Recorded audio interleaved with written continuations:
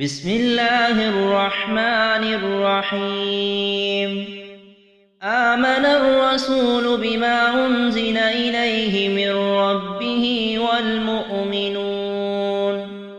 كل آمن بالله وملائكته وكتبه ورسله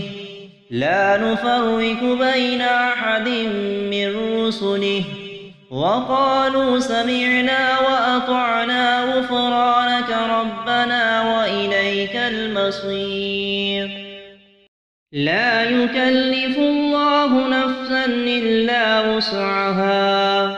لها ما كسبت وعليها ما اكتسبت ربنا لا تؤاخذنا إن نسينا أو أخطأنا